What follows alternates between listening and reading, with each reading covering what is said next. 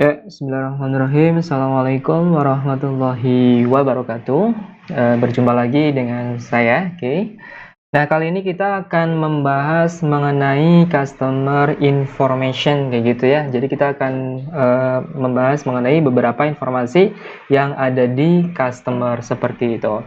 Nah, di sini kita database-nya sudah ada ya, ada training namanya yang telah kita buat sebelumnya. Kemudian di sini ada email dan password seperti biasa kita isi dengan admin. Kemudian passwordnya adalah A. Kemudian jika sudah kita tekan login saja gitu ya.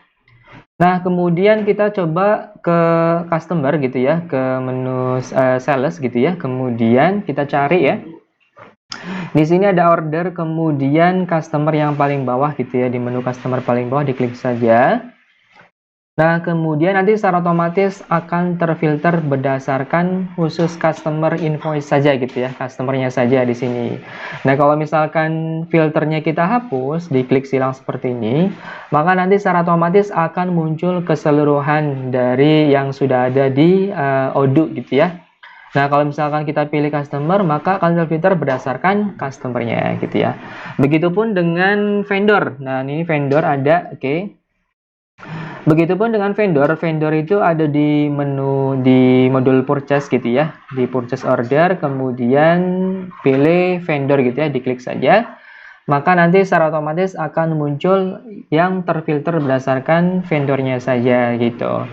Nah, kemudian kita beralih ke customer gitu ya. Di sini kita coba kita buka yang Azure Interior. Nah, seperti ini.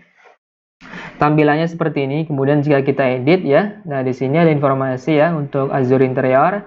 Nah, karena Azure Interior adalah company, maka nanti secara otomatis juga tampilan fill di sini juga akan berbeda dengan yang individual gitu ya. Kita coba yang individual dan company perbedaannya.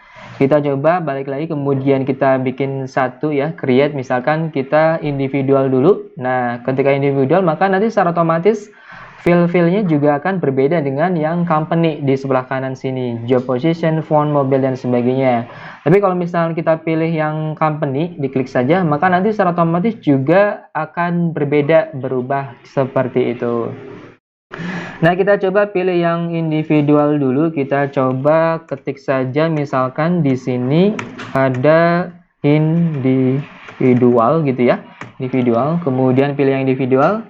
Hasilnya seperti apa, kita savekan saja, diklik save gitu ya, diklik button save. Kemudian kita back ke customer, diklik saja. Nah, maka nanti secara otomatis ketika kita pilih yang individual, ikonnya juga akan berubah menjadi icon user seperti ini gitu ya. Nah, kemudian yang selanjutnya ada yang company ya, company. Kalau ini individual, kemudian kita coba pilih yang company gitu ya, pilih create saja. Nah, kemudian kita pilih yang company, hasilnya seperti apa gitu ya. Kita company. Oke. Sudah. Kalau sudah, kita coba savekan saja, klik button save di sini. Oke. Kemudian kita lihat hasilnya di customer gitu ya, diklik saja customernya. Nah, seperti ini ya. Ketika kita pilih yang company atau kita buat company, maka ikonnya adalah building gitu ya, atau gedung seperti ini. Tapi kalau misalkan individual, ikonnya adalah user seperti ini, kayak gitu, seperti itu.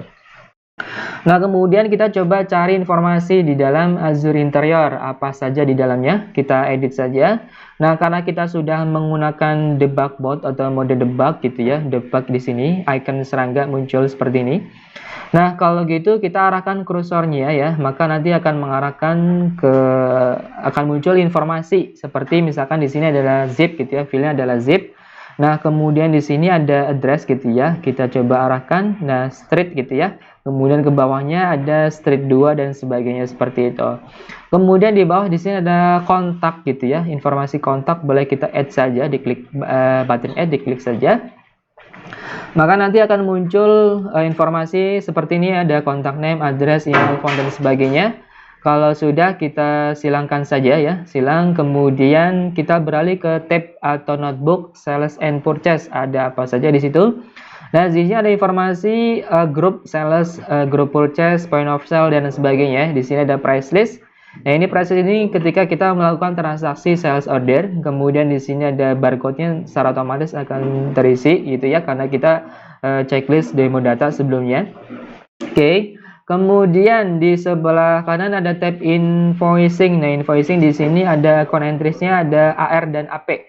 Nah, AR itu maksudnya adalah account receivable gitu ya, atau piutang dagang atau piutang usaha. Kemudian di sini ada AP atau account payable atau hutang dagang atau hutang usaha. Nanti pembahasannya ada di materi atau modul accounting. Kemudian di sini sebelah kanan ada internal notes kayak gini ya informasinya. Kemudian kita beralih ke tab atau notebook kontak and interest lagi. Nah, kurang lebih seperti itu. Ketika kita menggunakan debug mode seperti ini, icon serangga muncul, maka nanti secara otomatis ketika kita arahkan ke beberapa field tertentu akan muncul informasi seperti itu ya. Ada font, ada mobile, ada email, web hosting, dan teks kayak gitu.